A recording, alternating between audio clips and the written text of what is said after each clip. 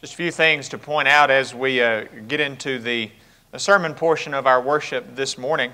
We're glad that you're here, certainly. I couldn't help but think as Brother Paul was praying, he said, in just a moment, Chris will stand in this position. And I thought, I don't know that I could ever stand in Paul Meacham's position. And I think many of you agree with me in that sentiment.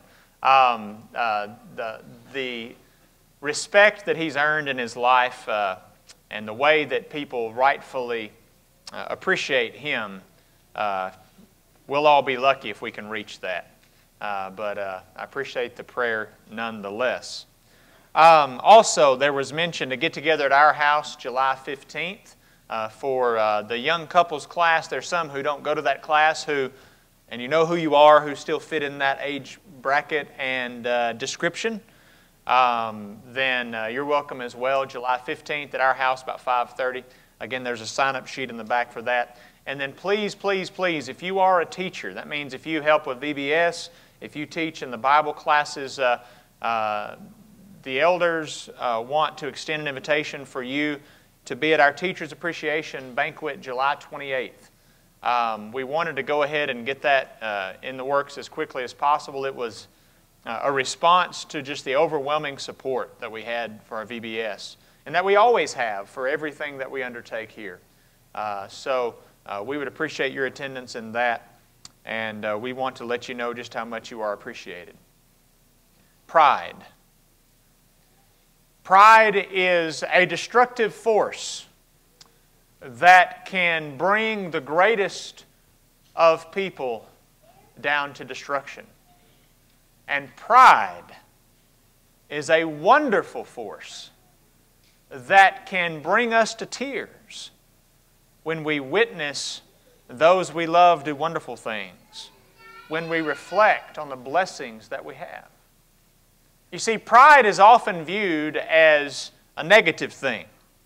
And absolutely it can be, and often is.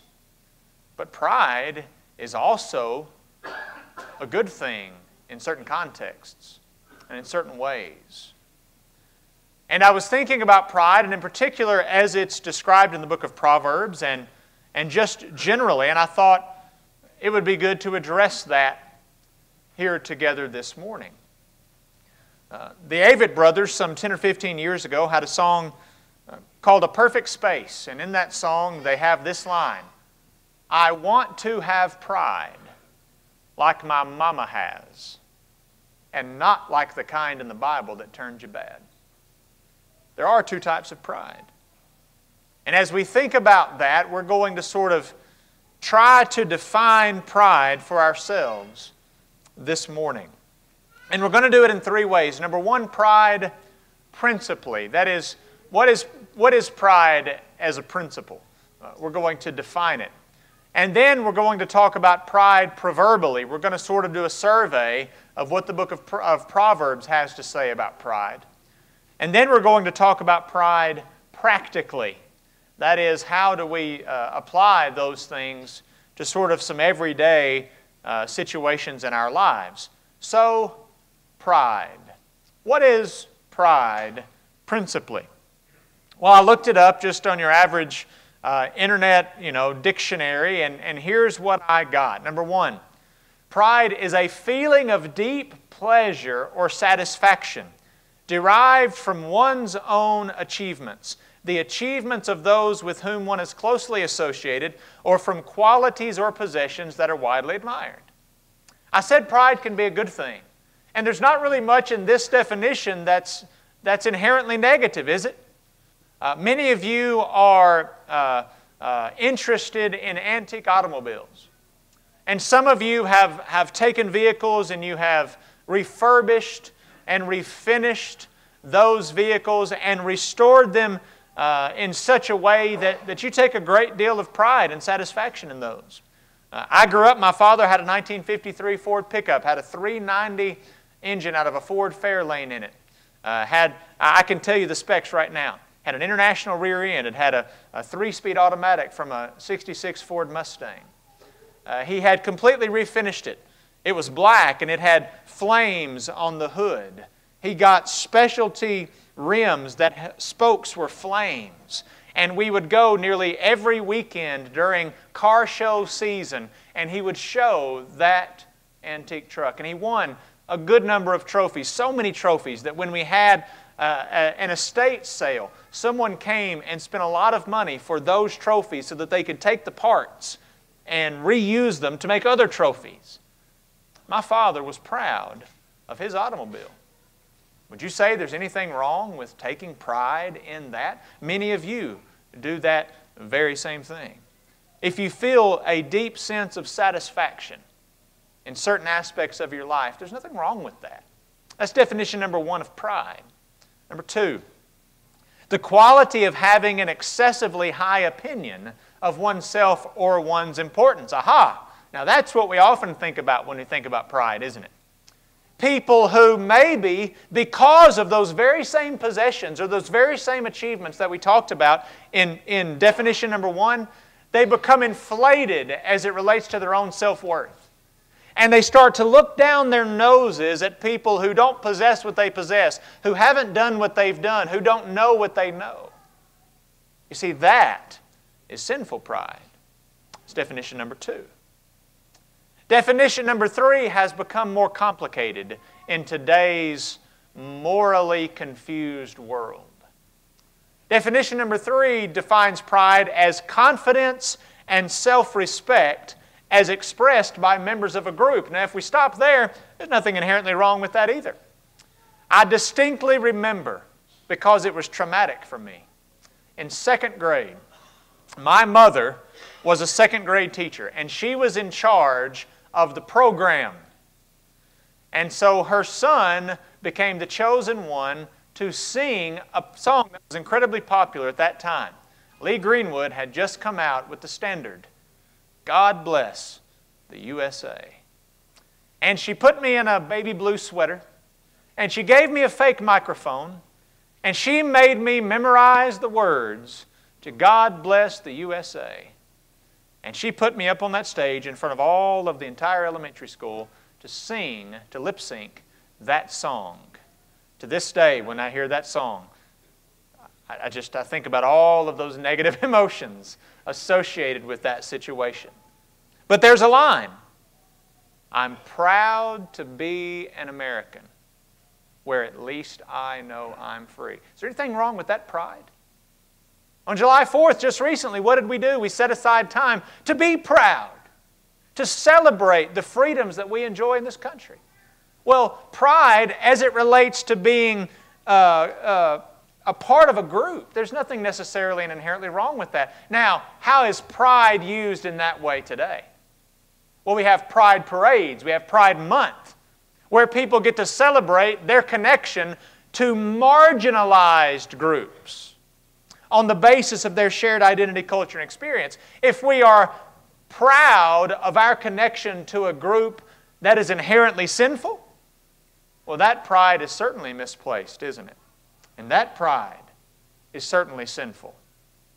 And so we've got pride used in a variety of ways. Some ways are harmless, and as we're going to see, even positive and beneficial, while others are destructive and detrimental. How do we tell the difference? How do we know what's good pride and what's bad pride? Well, I'm going to show you a chart that we're going to revisit here in just a moment.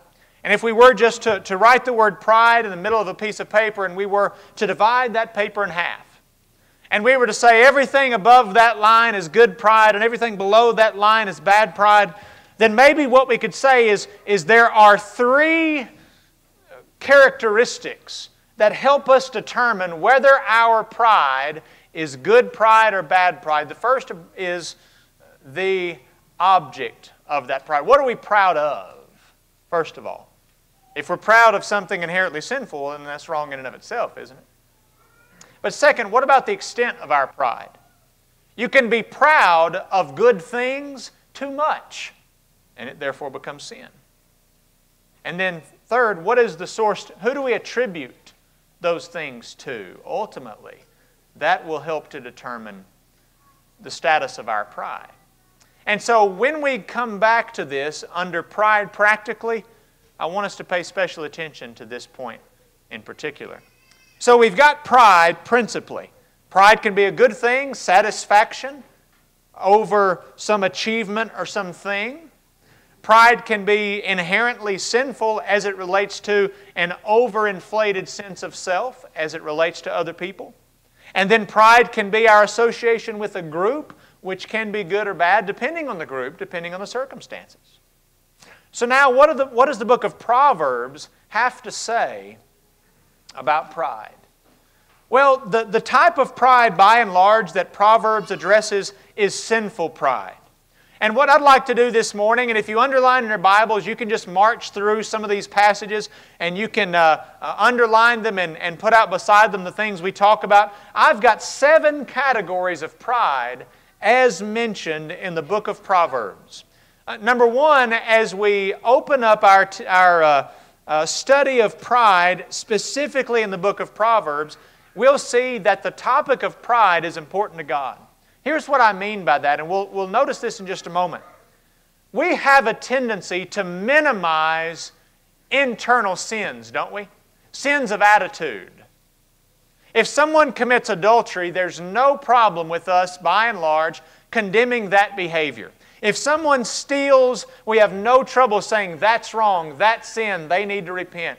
But you see, things like pride, things like selfishness, things like hatred and envy, you see, those are sins of attitude. Those are internal sins. And we often have a more difficult time condemning those types of behaviors. But I want you to notice what God thinks about it. In Proverbs chapter 6, as you look at verse 16, notice what the Proverbs writer says. These 6 things doth the Lord hate, yea, 7 are an abomination unto Him. And the very first one, what heads the list? But pride. A proud look. In Proverbs 16 and verse 5, we see again the depth of God's emphasis on pride. Everyone that is proud in heart is what? He uses a strong word, an abomination.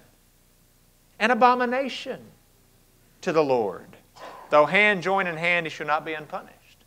You see, he says he hates pride. He says it is an abomination to him. In Proverbs 21 and verse 4, a high look, a proud heart, and the plowing of the wicked is what? He very definitively defines it. It is sin.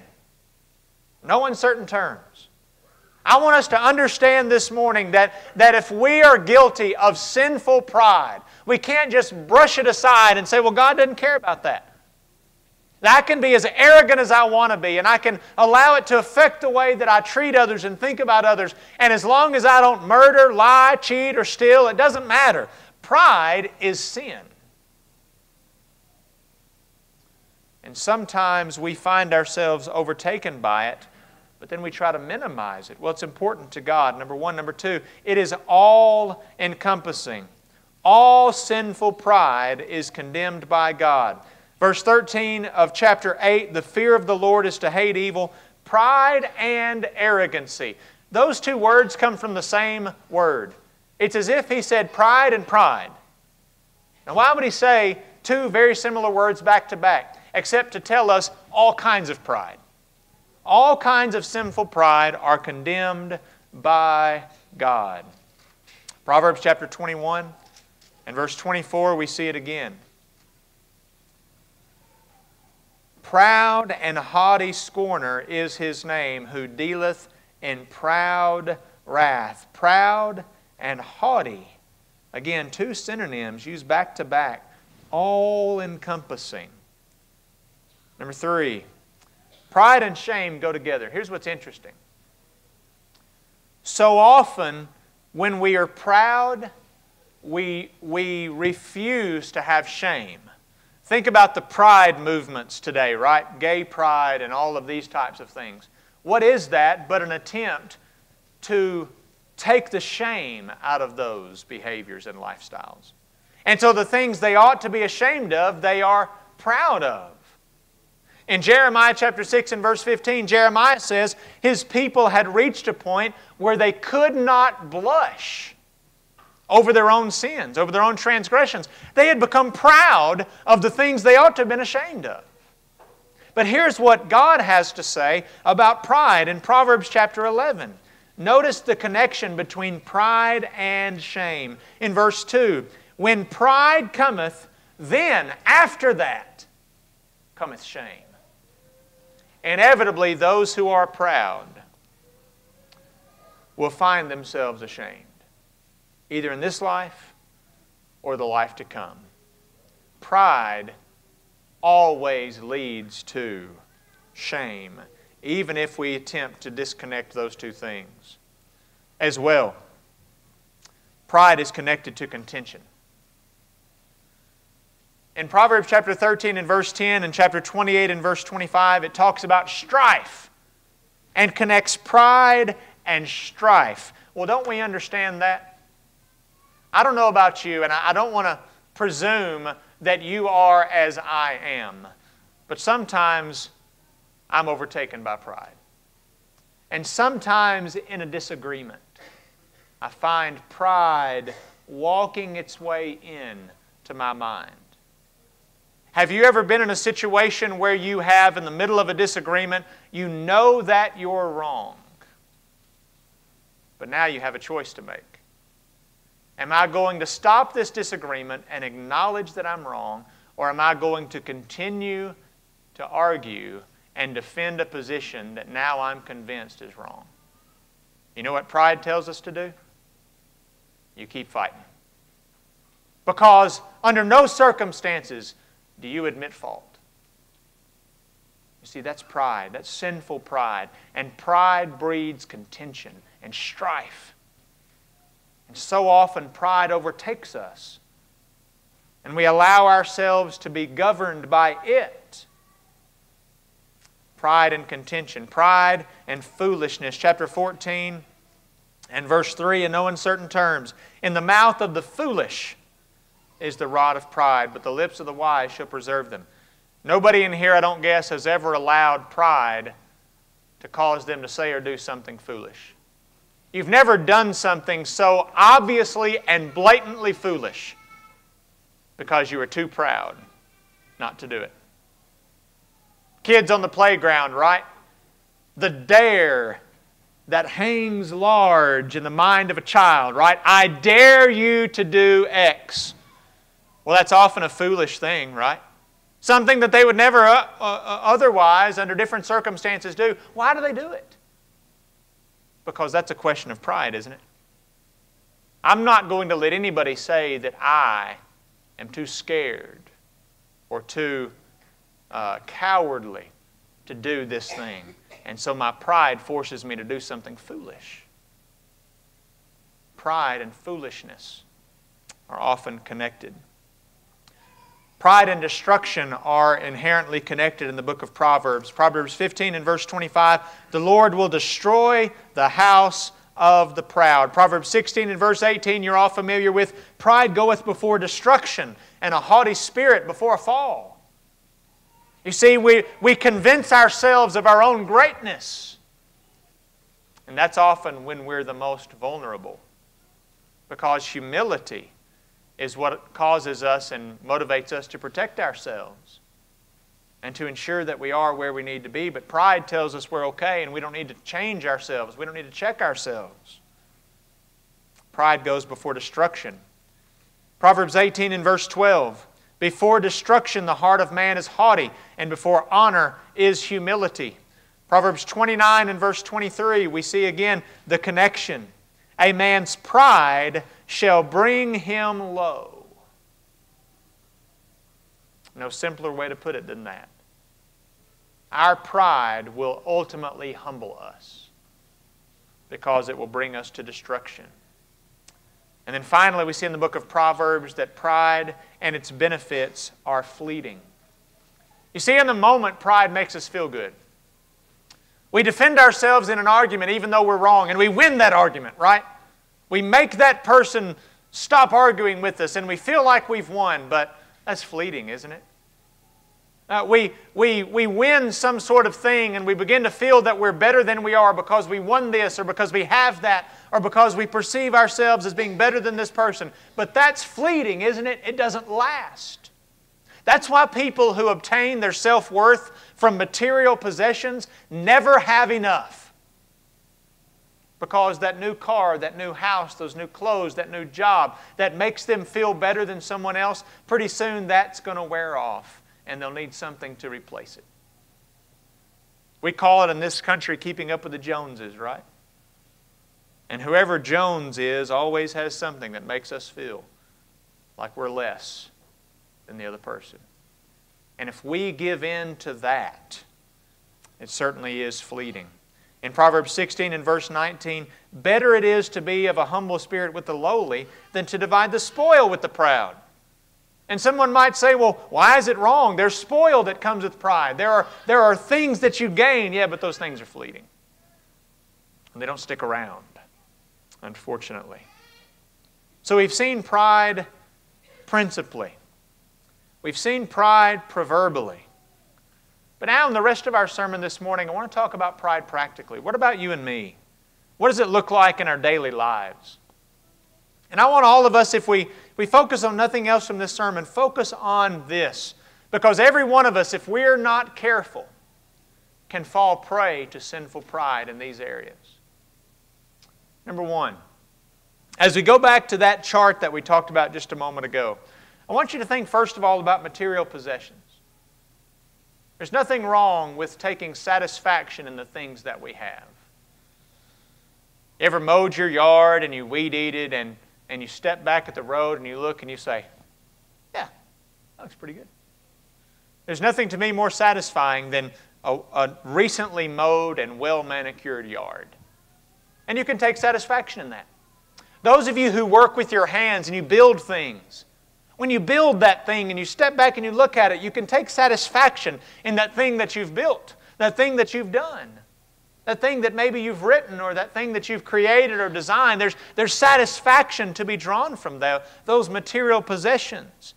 You see, in Proverbs chapter 31, the virtuous woman took satisfaction in her things. And the Bible clearly says that. In Proverbs 31 and verse 18, she perceiveth that her merchandise is good.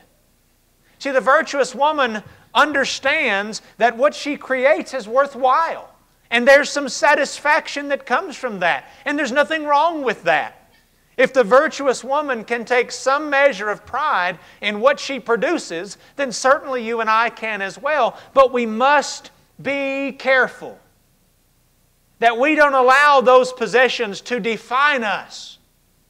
In Luke 12 and verse 15, we're told, take heed and beware of covetousness. And here's why. Because a man's life consists not in the abundance of the things which he possesses. Covetousness is undue pride taken from the things that we possess. Believing that I'm better, believing that I'm everything that I need to be because of what I have. And dear friends, there's a big difference in taking satisfaction in what we do and what we have and believing that we're better because of it. And one of those things certainly doesn't fall with the other. In John 6, Jesus condemns those crowds who followed Him because He says, you're not following me because of the miracles that I did, but because of the loaves and the fishes. You're worried only about the material things. You're not focused on that which is spiritual. And if we're not careful, we can become that way as well. In Luke chapter 10, verses 38 and following, you're familiar with Mary and Martha, right? Jesus came to visit Mary and Martha. And Mary was just sitting there listening to Jesus teach. What was Martha doing? Well, you know, the trash needs to be taken out, the dishes need to be washed, things need to be put together. And Jesus said, Martha, Martha, you are so careful about so many things. What was motivating Martha, if we're honest? But pride. There's nothing wrong with wanting a clean house. Jesus is here. I mean, if Jesus would come to my house, certainly we would do some last-minute cleaning before He entered the house. But at what point does it stop being just the practical things of life and start being pride. You see, Martha struggled with that. And she even condemned Mary. She's not doing anything. And Jesus said, Martha, you've got it backwards. There's a time when our appreciation and our desire for material things to be just so, when it becomes pride in a sinful way. And we need to take great care of that, the extent to which we have pride in those things. What about the source?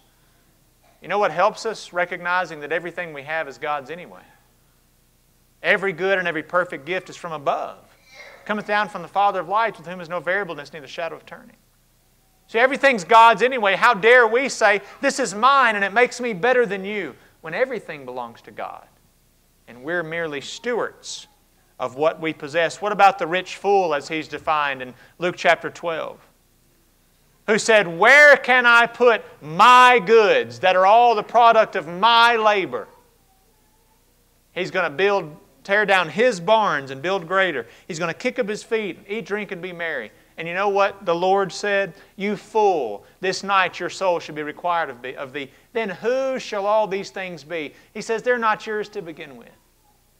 And everything you are, all of your pride, all of your self-worth is tied up in what you have. And when you die, it's all gone anyway. Material possessions, number 2. What about your achievements and abilities? Men, listen up. Studies have shown that males tend to gain their self-worth from what they do. If you're at a get-together and you say, hey, John, tell me about yourself, John will say, well, I'm a computer programmer. You ask Jane, hey, Jane, tell me about yourself. I'm a mother of 3 kids. You see, women often lead with their families. Men often lead with their work because we're identified by what we do.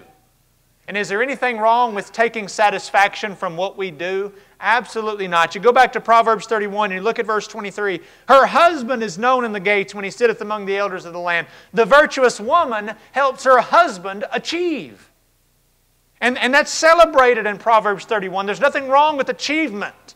There's nothing wrong with desiring to excel. In fact, we're commanded to do the very best we can, to put forth our best effort in everything we do. There's nothing wrong with achieving, with having abilities and using them. But what happens when that becomes too much a part of who we are? That's 2 Corinthians 12 up on the screen, not first. And it's the passage in which Paul describes his thorn in the flesh. Do you remember why God gave him the thorn in the flesh? Lest he should be exalted above measure. You see, I think Paul was so ambitious that one of his potential problems was pride in his accomplishments.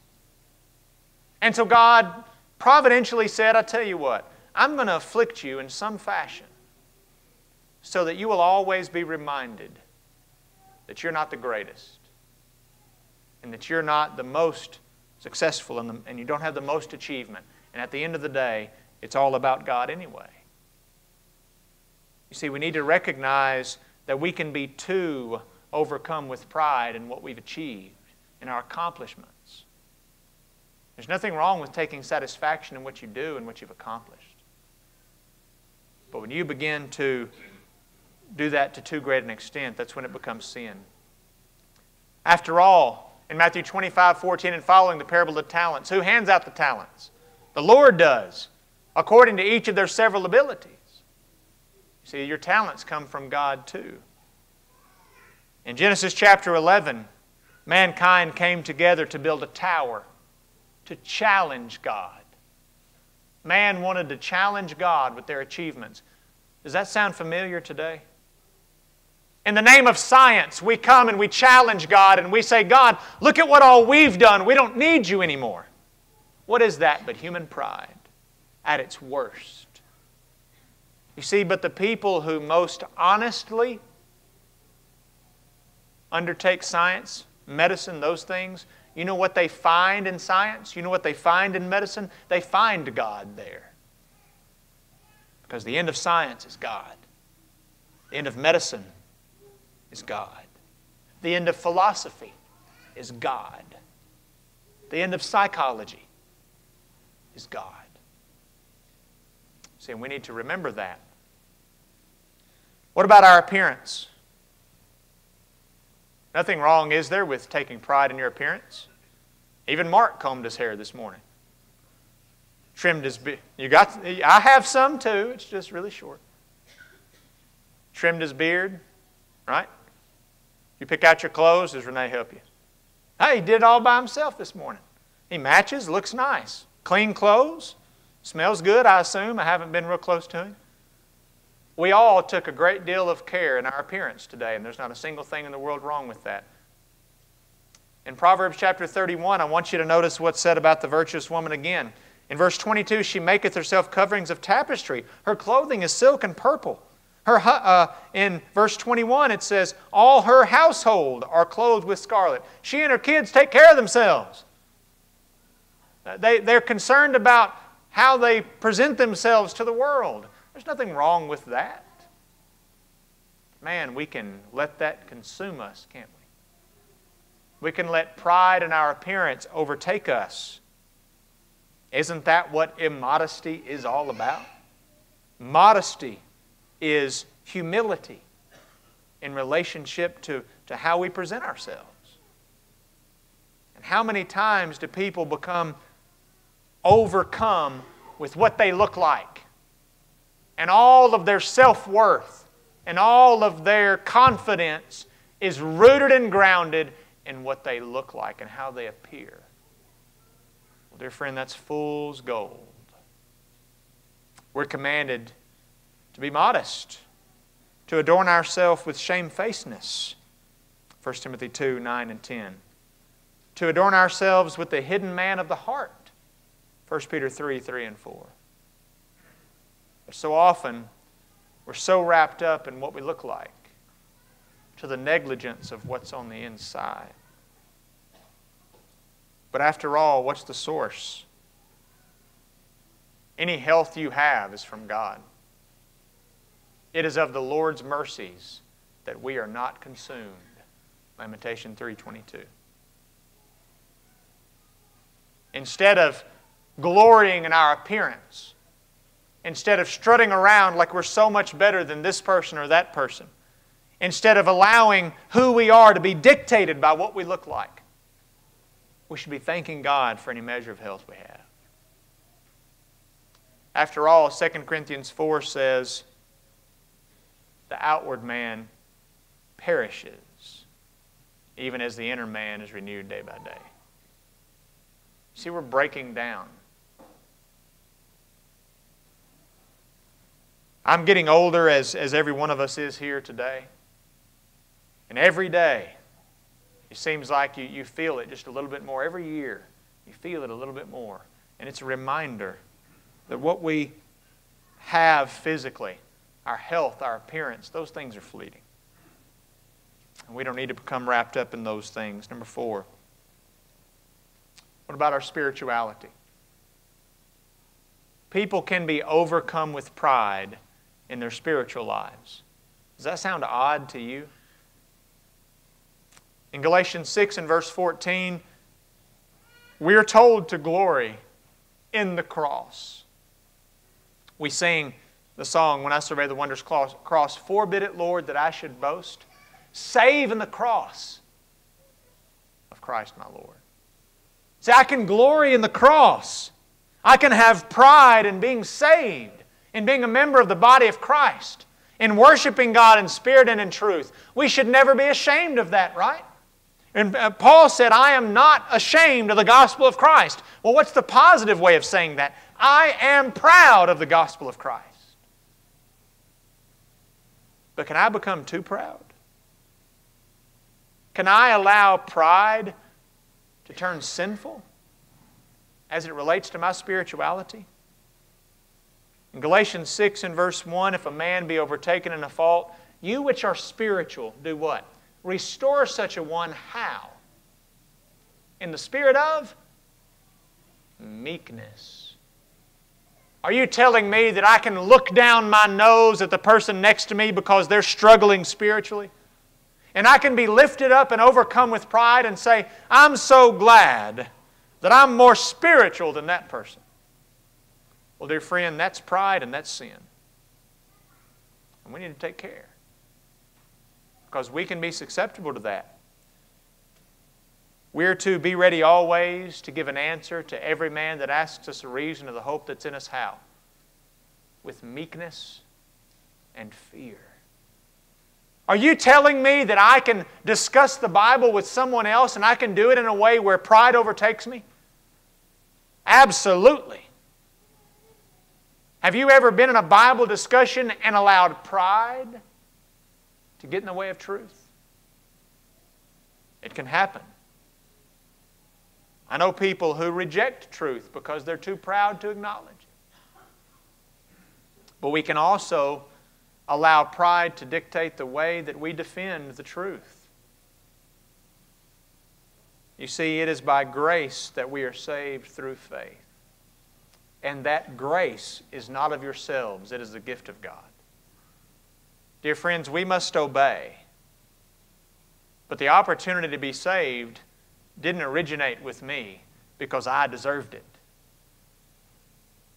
It's an opportunity provided by God through His grace. And I am indebted to Him.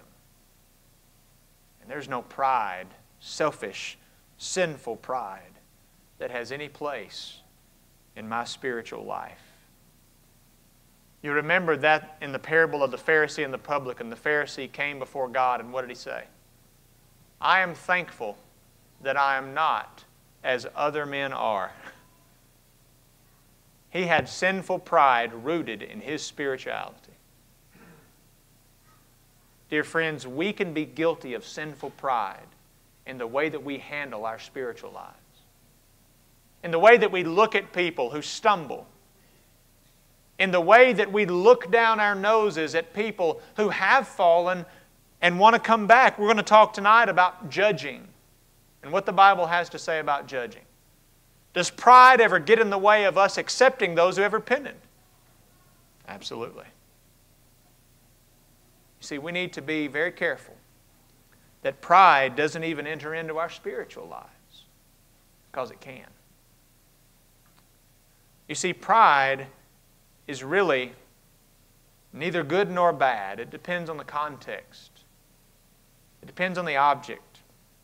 It depends on the extent. It depends on the source. And I want you to think about something as we conclude this morning. Sinful pride ruins every relationship. Sinful pride can destroy a marriage. A husband or a wife unwilling to work on themselves, unwilling to acknowledge their problems, unwilling to admit fault. Sinful pride can destroy parents and children's relationships. In Ephesians 6 and verse 4, and you fathers, provoke not your children to wrath, but bring them up in the nurture and admonition of the Lord. How can I provoke my child to wrath? How does that happen? You know one way it can happen? When I'm so lifted up with pride that I refuse to see things through the eyes of my children and to treat them with the patience and the grace that they deserve. And I've been guilty of it. Have you? See, pride can destroy every relationship, including our relationship with God. But I want you to understand something else this morning. Healthy pride preserves relationships. Jesus was asked in Matthew chapter 22, what is the great commandment? You know what He said? You shall love the Lord thy God with all thy heart, soul, mind, and strength. That's the first and great commandment. What's the second? Thou shalt love thy neighbor. How? As thyself.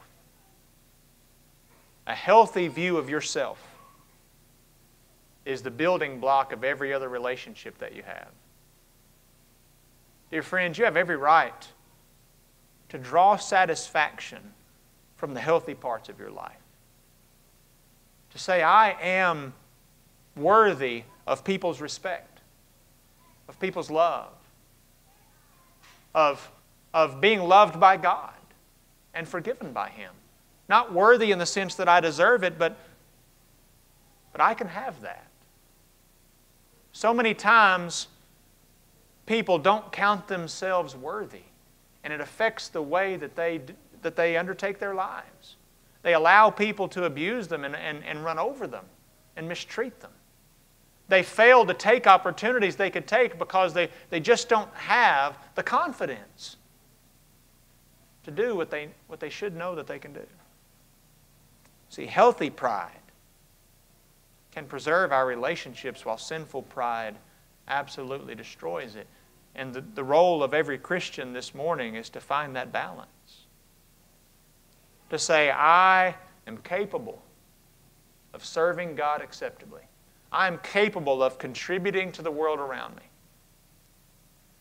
But I am not any better or any worse than anyone else merely because of what I have or what I do or what I look like or where I am in my life. You see, that's a proper understanding of self. Pride in Proverbs. This morning, where do you stand on the subject of pride? Has pride overtaken your life? Because of your inability to humble yourself, have you found your relationships suffering? Have you found your life not being what it needs to be? And most importantly, have you found yourself isolated from God? Dear friend, if you will not humble yourself before the mighty hand of God, if you will not swallow your pride before our Maker, there's no way to be saved. But if you're willing to humble yourself before God, to believe that Jesus is Christ, to repent of your sins, to change your life because of your humility, because of your recognition of who God is in relationship to who you are. If you're willing to confess the name of Christ, to be buried with Him in baptism, an act of humility and obedience, then you can be added to the church. You can be satisfied that you are in Him. But dear Christian, has pride overtaken you? Sinful pride. You know, one of the three categories of sin, the lust of the flesh, the lust of the eyes, the pride of life. Has it overtaken you this morning? Do you need to be restored? Obey the gospel or be restored as together we stand and sing.